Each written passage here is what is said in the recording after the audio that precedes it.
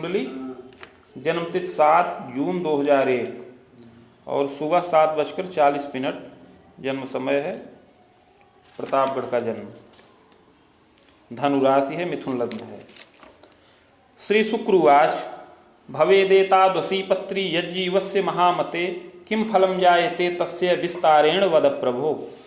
श्री शुक्र जी प्रश्न करते हैं कि हे बुद्धिमान भृगु जी, इस प्रकार की जन्मपत्री जिस बालक की हो उसे जीवन में क्या क्या फल प्राप्त होंगे, यह विस्तार पूर्वक वर्णन करें।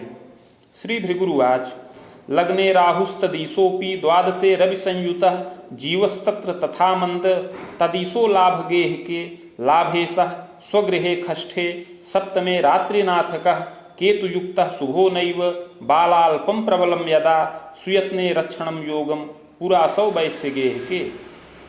शुक्र जी के इस प्रकार प्रश्न करने पर श्री भृगु जी बोले कि लग्न में राहु स्थित हैं, लग्न का स्वामी द्वादश भाव में सूर्य के साथ है, वहीं पर बृहस्पति व शनि हैं और उसका स्वामी लाभ के स्थान पर है।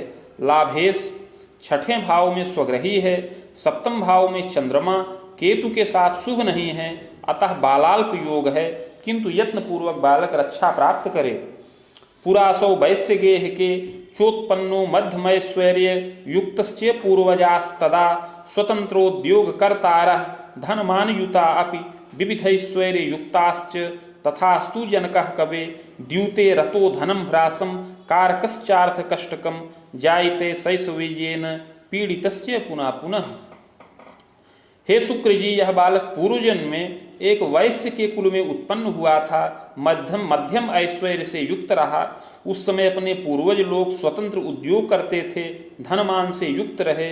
इस प्रकार यह बालक ऐश्वर्यवान रहा, किंतु उस समय अपने पिताजी द्यूत क्रीड़ा में बड़ा ही धन अपव्यय करते थे, जिससे बहुत धन नष्ट करके अर्थ संकट से ग्रसित हो गए। इसके प्रभाव से यह बालक बाल्यावस्था में बड़ा ही पीड़ित हुआ। साधारणं लभेद विद्यां यौवनारंभ के शिशु उद्योगम चैव प्रारंभम कृतश्चेत् तत्र शनैः शनैः विकासम च प्रकुर्वीत छलेन धन लाभकम। इस प्रकार इसको पूर्ण विद्या तो उस समय नहीं प्राप्त हुई, केवल साधारण विद्या से युक्त हुआ। युवावस्था के प्रारंभ में ही यह बालक एक उद्योग प्रारंभ कर दिया, जिससे धीरे धीरे उसका विकास करते हुए और छल पूर्वक धन प्राप्त करते हुए धनी हो गया। कृतस्तु साधनम सर्वं प्राप्तो दारा प्रजा सुखम लभते देवतीर्थादौ प्रीतिश्च स्वजनम कवे चादरम विविधम कुर्यात् यौवने धनमानतः संपन्नो जायते तात तथास्तु छलतस्तदा वित्तार्जनम प्रकुर्वीत स्वार्थ साधन दक्षकः। उस समय पत्नी संतान से युक्त हुआ, देवता तीर्थ का अनुरागी रहा और माता पिता स्वजनों का बड़ा आदर भी करता रहा। इस प्रकार अपने कर्मठता से पराक्रम से धनमान से युक्त हो गया, किंतु बड़ा ही छल करता रहा। उद्योग में छल पूर्वक धनोपार्जन करता रहा, स्वार्थ साधक भी रहा। गुप्त पाप मने कंच कृतः किंतु रहस्यकम नैव कुत्र प्रकाशम स्यात् प्रतिष्ठामानकम लभेत।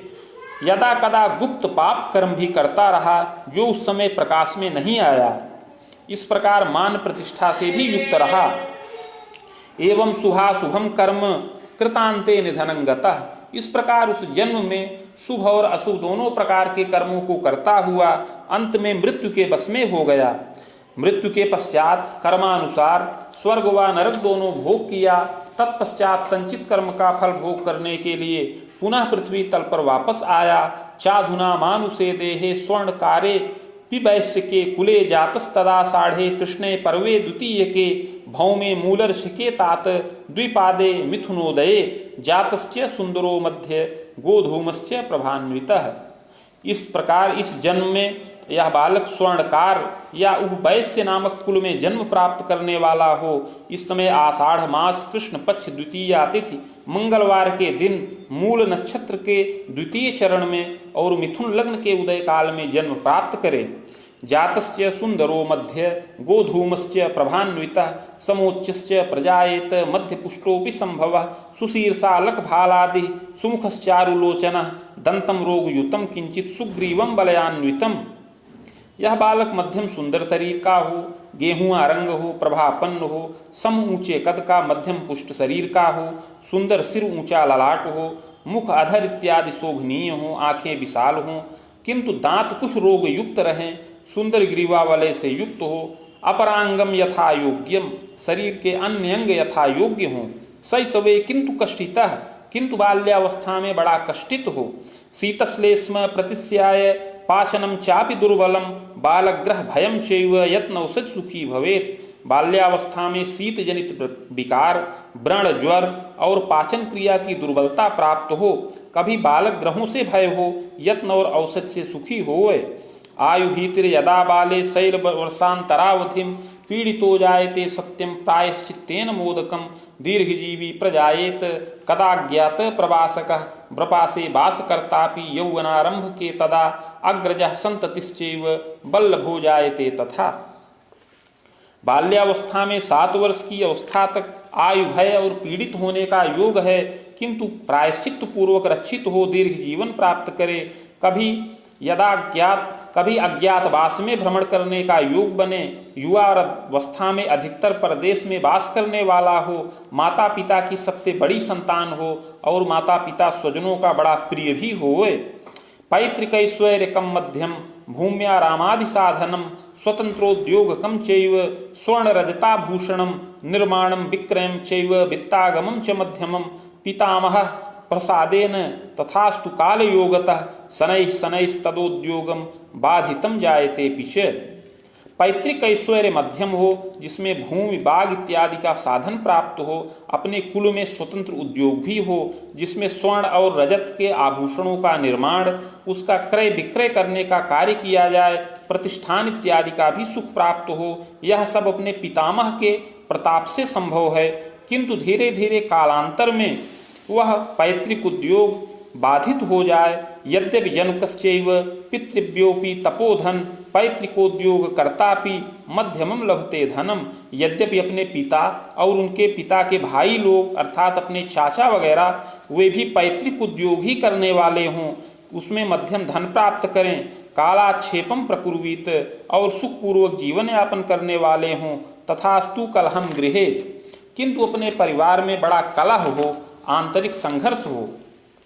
जायते जन्मतः कवे पूर्वेणैव महाप्राज्ञे बाणवर्षांतरावधिम बाधोद्योगेपि जायेत, किंतु अग्रे स्वजनांतरे कटुता वर्धनम नित्यम पृथक दायादि दर्शनम।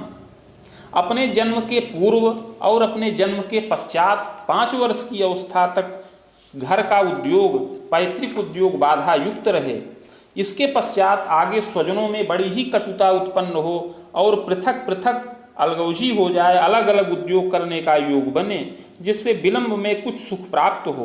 पितुर्द्वारा नवोद्यमम जायते साधनम सर्वम नवगेहम सुखम तथा प्रवासेन धनम लाभम सहसा भाग्यवर्धनम।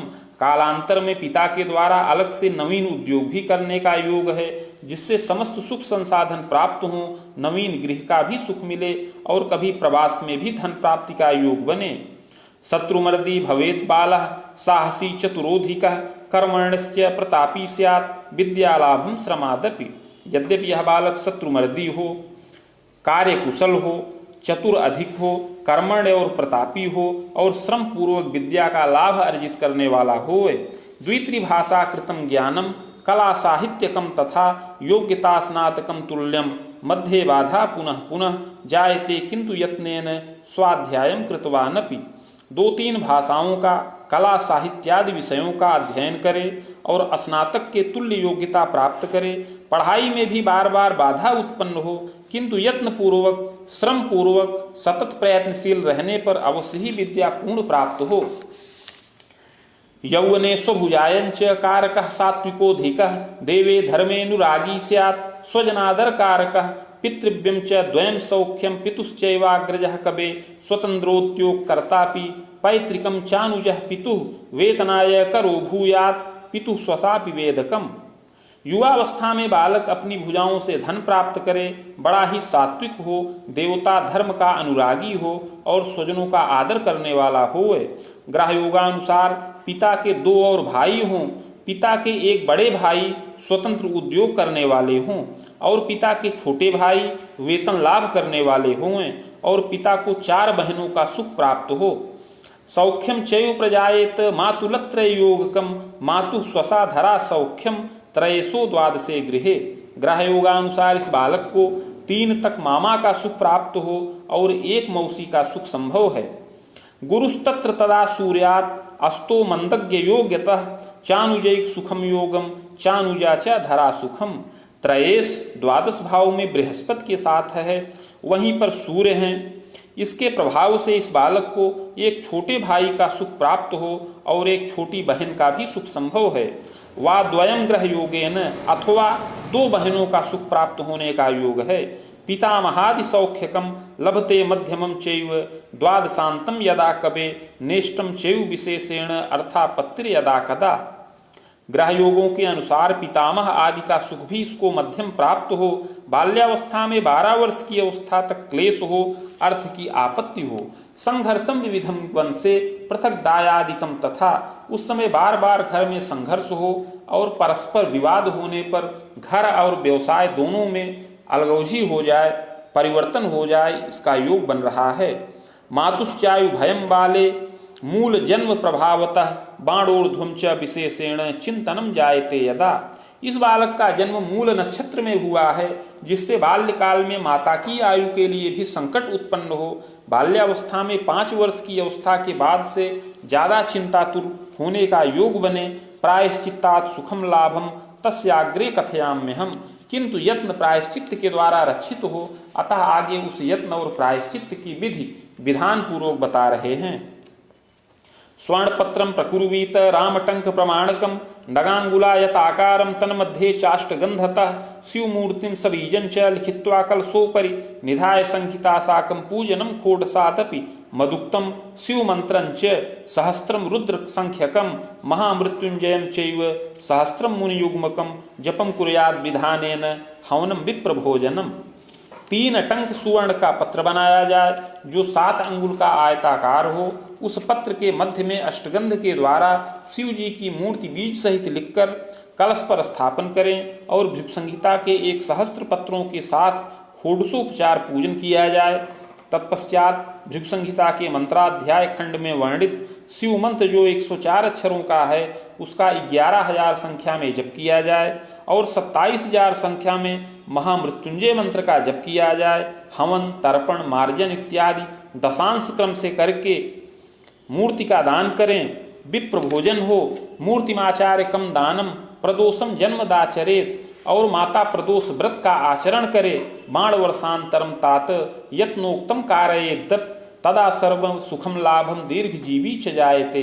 बाल्यावस्था में 5 वर्ष की अवस्था के अंतर्गत यह सब यत्नोपचार किया जाए तो समस्त सुखों की प्राप्ति हो, बालक रक्षित हो, दीर्घ जीवन प्राप्त करने वाला होए। मातृ पितृ सुखम पूर्णम लभते धन मानतः संपन्नस्य प्रजायेत केतोश्चैव दशांतरे। माता पिता का सुख भी पूर्ण प्राप्त करे, धनमान से संपन्न हो। केतु की दशा में इस बालक का जन्म हुआ है, जो जन्म से 4.5 वर्ष की अवस्था तक चले। यावत् तस्य प्रभावञ्च नेष्टम चायु भयम यदा गृहे वृद्ध जनायुष्य भयम यत्नेन रक्षणम। इस केतु की दशा में 4.5 वर्ष की अवस्था तक कष्टकारक योग है। बार बार आयु भय हो, रोग से पीड़ा हो, घर के वृद्ध लोगों की आयु का भय हो। भूयः शुक्र दशा चैव तत्र भाग्योदयम गृहे। किंतु 4.5 वर्ष की अवस्था के बाद से शुक्र की महादशा प्रारंभ हो। इस महादशा में घर का भाग्योदय हो। विद्यालाभम प्रकुर्वीत यद्यपि जन्मदा भयम। यद्यपि इस दशा में बालक विद्या लाभ करे, किंतु माता को कष्ट प्राप्त हो, यत्न पूर्वक रक्षा होए। वेद युग्मम च सार्धकम यावत् शुक्र दशा मध्य साधनम लभते खिलम। इस प्रकार 24.5 वर्ष की अवस्था तक यह शुक्र की महादशा चले, जो सुख प्रदान करे, इसमें उन्नति का योग बने। विद्यापूर्णम प्रवासेन वित्तार्जनम कृतोपि च दारा सौख्यम च जायेत। सुंदरी सापि संभवा प्रतीच्याम कोणकेतात पुत्रपथोर्ध्वकम सुखम सुतापच्छांतरम चैव बाणयुग्मोत्तरार्धतः खरामं सार्धयुक्तं च सूर्यस्यैव दशांतरे प्रजादिसुखलाभंच विजयम सर्वकर्मसु नृपकोपाभियोगादिर सुयत्ने परिरक्षणम।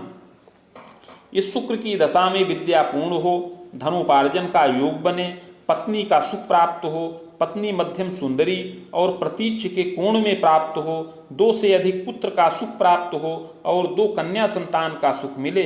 इस प्रकार 25 वर्ष की अवस्था के बाद से 30.5 वर्ष की अवस्था के अंतर्गत सूर्य की दशा में संतान वृद्धि हो, समस्त कर्मों में विजय हो, लेकिन यदा कदा नृपकोपादि से क्लेश हो, यत्न पूर्वक रक्षा होए। भूयश्चंद्र दशा मध्ये खवेदम सार्ध संयुतम यावत् सर्व सुखम लाभम वित्तागमम पुनः पुनः प्रजावृद्धिश्च जायेत तथास्तु शोक चिंतनम। 30.5 से 40.5 वर्ष की अवस्था तक चंद्रमा की दशा में यद्यपि समस्त सुख प्राप्त हो, धन का लाभ भी निरंतर हो, संतान वृद्धि हो, गृह में उल्लास हो, किंतु घर में शोक और ताप हो, जिससे चिंता होए। मुनिवेदम तदासार्धम यावदेव फलम कवे शोकम तु स्वजनादीनाम बारम बारम प्रदर्शनम। इसके पश्चात आगे 47.5 वर्ष की अवस्था में भी मध्यम फल प्राप्त हो, स्वजनों का शोक हो और बार बार चिंता हो। देव्याः पाठे सुखी भूयात् चाग्रे राहु दशा कवे बाण तर्कम तदासार्धम यावत् चैव शुभाशुभम द्वयं चैव लभे सत्यम चाग्रे जीवस्तु मारकः जायते च तदा पौत्र सौख्यम च मंगलापरम। इस मंगल की दशा में देवी का पाठ करने से रक्षा प्राप्त हो। इस दशा के पश्चात आगे राहु की दशा चले जो 65.5 वर्ष की अवस्था तक रहे। इसमें शुभ व अशुभ दोनों प्रकार के फल प्राप्त हों। इस दशा के पश्चात आगे बृहस्पति की दशा मार्केश की है, किंतु इसमें पौत्र आदि का सुख मिले, मंगल कार्य भी संपन्न हो। तथास्तुवे खसप्तांतम निधनम जायते ध्रुवम। इसी बृहस्पति की दशा में मार्केश के प्रभाव से 70 वर्ष की अवस्था में ही अपनी मृत्यु का योग बने। भूयो वैश्य कुले जन्म सद सत्कर्मानुसारतः, और अगला जन्म पुनः वैश्य कुल में प्राप्त हो सत असत कर्मों के अनुसार। इति भृगु संहितायाम फलम समाप्तम।